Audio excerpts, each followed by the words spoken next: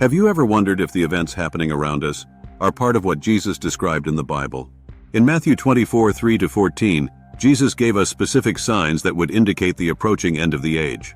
From increasing wars to natural disasters and spiritual deception, these signs paint a vivid picture of a world in turmoil before his return. But what do they really mean? And could they be happening in our time? Let's explore these key signs in more detail and discover how they connect to the world we live in today. 1. Increased wars and conflicts. You will hear of wars and rumors of wars, but see to it that you are not alarmed. Such things must happen, but the end is still to come. Matthew 24:6. Does it feel like the world is constantly on the brink of conflict? Jesus warned that wars and rumors of wars would escalate as the end draws near. But he also encouraged us not to be alarmed by these events, as they are only part of a larger plan. What it means. This sign doesn't just refer to physical wars between nations. It's also about the constant tension and fear of conflict. We hear about wars almost daily, from global conflicts to domestic unrest and terrorism. The growing fear of what might happen next leaves many feeling anxious.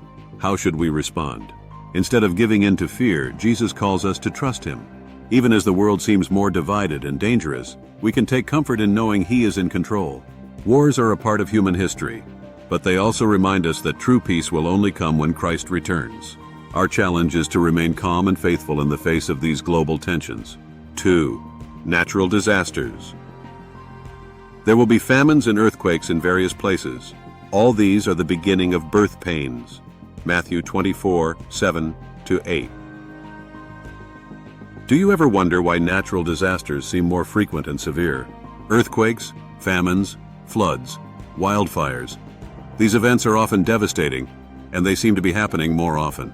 Jesus referred to them as the beginning of birth pains, signaling that the world is moving closer to the end.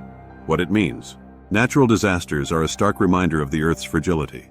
Earthquakes, hurricanes, and famines have always occurred, but their frequency and intensity seem to be on the rise. Many scientists attribute this to climate change and environmental factors, while others point to human negligence. But as believers, we recognize that these disasters also serve as spiritual wake-up calls. How should we respond? Instead of focusing on fear, we can see these events as reminders of our dependence on God. Natural disasters prompt us to remember that the earth is not our permanent home, and that a new creation is promised when Christ returns.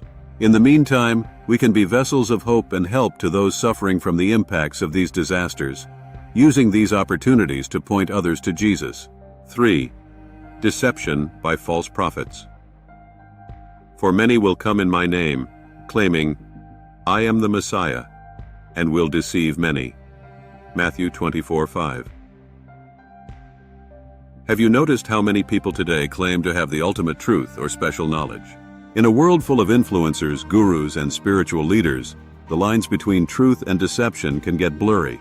Jesus warned us that false prophets would emerge, leading people away from the true gospel. What it means.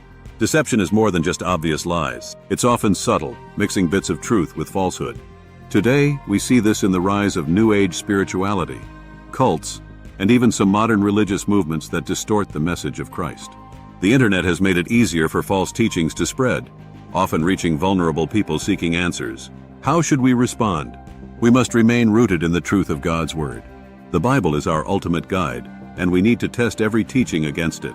False prophets often exploit fear, uncertainty, and longing, but we can counter this by standing firm in our faith and helping others to recognize and reject false teachings. 4. Persecution of believers. Then you will be handed over to be persecuted and put to death, and you will be hated by all nations because of me. Matthew 24:9. Are you seeing more opposition to Christian beliefs and values in today's culture? Jesus warned that his followers would be hated and persecuted, and that persecution would intensify before his return. We're already seeing this play out in many parts of the world. What it means. Persecution can take many forms, from social rejection to imprisonment or even death. While Christians in some countries face extreme persecution, in others, it can be more subtle, through marginalization, ridicule, or legal restrictions. The rise of hostility toward Christian values, particularly in secular societies, is a growing reality. How should we respond? Instead of retreating in fear, we are called to stand firm and remain faithful to Christ. Persecution, though painful, is not the end of the story. Jesus promised that those who endure will be rewarded in heaven. As we face opposition, we can take comfort in knowing that suffering for our faith is a sign of our loyalty to Christ, and we are not alone. How can we stay ready? Are you ready for what's to come? Jesus gave us these signs not to cause fear, but to encourage us to be vigilant, prepared, and hopeful. As we see these signs unfolding, our focus should be on living with a sense of urgency and faithfulness. How will you respond when faced with wars or rumors of wars? How can you trust God more deeply when the world is shaken by natural disasters? Will you stand firm in your faith when faced with deception or persecution? What do you think about these signs of the end times? Have you seen any of these events happening around you? Comment below and share your thoughts, and don't forget to like, subscribe, and share this message. Together, let's encourage one another to stay strong and faithful as we await Christ's return.